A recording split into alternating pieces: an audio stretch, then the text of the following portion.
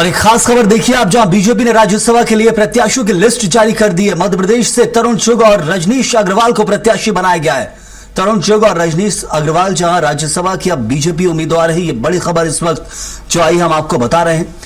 तो मध्य प्रदेश से बीजेपी ने जो लिस्ट जारी कर दी है, 2 सीटें खाली हो रही हैं और उन 2 सीटों के लिए प्रत्याशियों के नामों का ऐलान बीजेपी ने कर दिया है।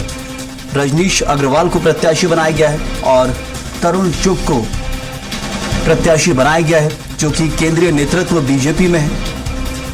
तरुण चुग उन्हें प्रत्याशी बनाया गया। इंतजार यही किया जा रहा था कि बीजेपी की लिस्ट कब तक आती है। मध्य प्रदेश बीजेपी के उम्मीदवारों का नामों का जो है वो ऐलान कर दिया गया। ये बड़ी खबर इस वक्त हम आपको बता रहे हैं। 3 सीटें खाली हो रही हैं। 1 सीट जो बताया जा रहा है कांग्रेस के पक्ष में है और 2 सीटें बीजेपी के पक्ष में है, क्योंकि जो हिसाब से गणित बैठ रहा है, मध्य प्रदेश के अंदर से राज्यसभा का 1 सीट कांग्रेस उम्मीदवार की खाली हो रही है, तो वहां से कांग्रेस प्रत्याशी ही भेजा जाएगा और 2 सीटें बीजेपी की जो खाली हो रही है, वहां से बीजेपी के उम्मीदवार भेजे जाने हैं। तो तरुण चुग का एक नाम है और दूसरा नाम जो है रजनीश अग्रवाल का है। तो मध्य प्रदेश से ये 2 चेहरे अब मैदान में हैं। तो अलग अलग राज्यों में जहां भी ये राज्यसभा की सीटें खाली हो रही है, वहां के उम्मीदवारों के नामों का ऐलान कर दिया गया है। चाहे वो दूसरे राज्य हो, गुजरात हो, राजस्थान हो, अरुणाचल प्रदेश हो, उड़ीसा हो, इन राज्यों में भी जहां राज्यसभा की सीटें खाली हुई है, वहां के उम्मीदवारों का नाम का ऐलान हो चुका है। और ये एक बड़ी खबर, बड़ा अपडेट। राज्यसभा को लेकर लगातार अलग अलग प्रत्याशी अपनी दावेदारी कर रहे थे। मध्य प्रदेश से जो कहा जा रहा था कि दूसरे और उम्मीदवार भी हो सकते हैं, जिनमें तरुण चुग का नाम जरूर चल रहा था, लेकिन चौंकाने वाला नाम रजनीश अग्रवाल का है, जो मध्य प्रदेश से अब राज्यसभा भेजे जाएंगे। तो इस वक्त ये बड़ी खबर और बड़ा अपडेट जो आपको दे रहे हैं। और चलिए इस खबर को लेकर और विस्तार से जानकारी भी देंगे। हमारे साथ हमारे चैनल हेड प्रभु पटेरिया जुड़ चुके हैं। प्रभु जी, ये बड़ी खबर है, जो इंतजार कर रहे थे कि बीजेपी से कौन होगा उम्मीदवार, तरुण चुग और रजनीश अग्रवाल, एक चौंकाने वाला नाम है। ये पार्टी ने बहुत बड़ा निर्णय किया है। मध्य प्रदेश से रजनीश अग्रवाल को जो प्रदेश मंत्री हैं उनको लिया गया है और राष्ट्रीय स्तर के जो महामंत्री हैं बीजेपी के तरुण चुग, वो ये 2 लोग मध्य प्रदेश से राज्यसभा के लिए जाएंगे। इसके साथ ये तय हो गया है कि भारतीय जनता पार्टी तीसरी सीट पर उम्मीदवार नहीं उतारेगी।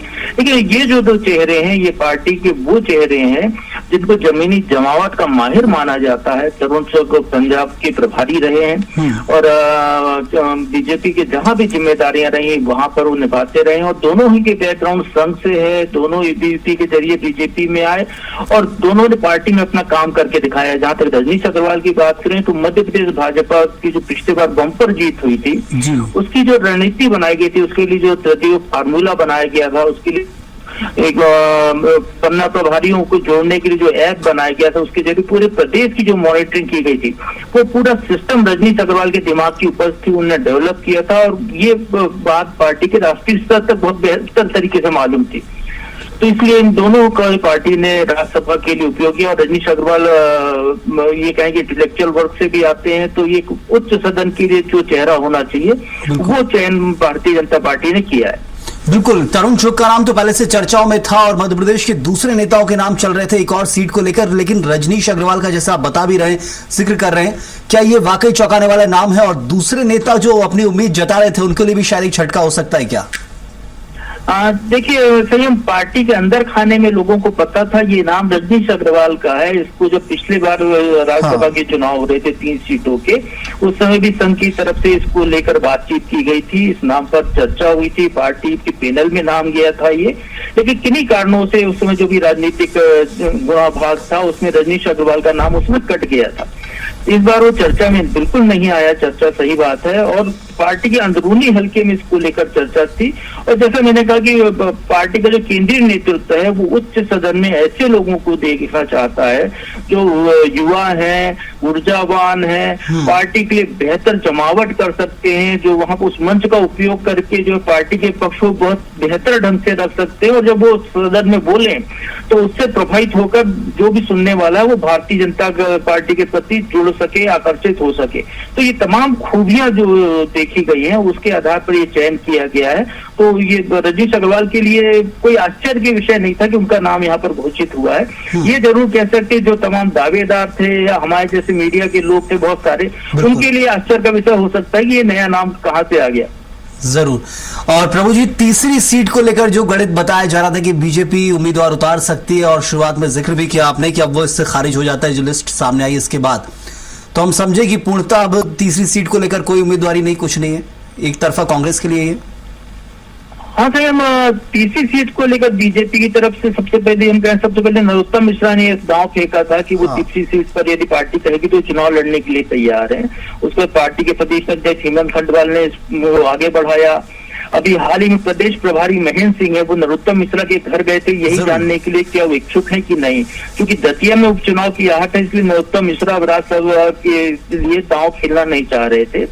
भारतीय जनता पार्टी के लिहाज से यदि तीसरी सीट पर उम्मीदवार उतारते हैं जिनको 8 वोट चाहिए, कांग्रेस के लिए अनुकूल स्थितियां हैं, बीजेपी के लिए कठिन स्थिति है। हाँ। तो इसलिए बीजेपी ने यहाँ पर अब रिस्क न लेने की निर्णय लिया है। यदि उनको घोषित करना होता तो अभी वो डिक्लेयर कर सकते थे, इसलिए उन्होंने उस सीट को 2 ही सीटों पर जो उनके खाते में आ रही हैं उस कोटे की सीटों के लिए उन्होंने उम्मीदवार घोषित किए हैं। बिल्कुल, बहुत शुक्रिया प्रभु जी आपका इस जानकारी के लिए, विस्तार से जो इस वक्त 2 नाम बीजेपी ने घोषित किए इसको लेकर विस्तार से बताया जा रहा था, समझ रहे थे आपके। आखिर देखिए कैसे बीजेपी ने एक तरफ तरुण चुग का नाम, जो कि राष्ट्रीय महामंत्री हैं, अलग अलग राज्यों की जिम्मेदारी पहले भी संभाल चुके हैं, पंजाब से आते हैं, लेकिन अब मध्य प्रदेश से वो सीधे राज्यसभा जाएंगे, और दूसरा नाम मध्य प्रदेश के रजनीश अग्रवाल का, और वो इसलिए खास हो जाता है क्योंकि चर्चाओं में थोड़ा कम था, दबी जुबान से जरूर कहा जा रहा था पहले, लेकिन बड़े नेता जो आस लगा रहे थे उनकी उम्मीदों पर पानी फिर गया है। रजनीश अग्रवाल अब दूसरे उम्मीदवार है राज्यसभा के लिए।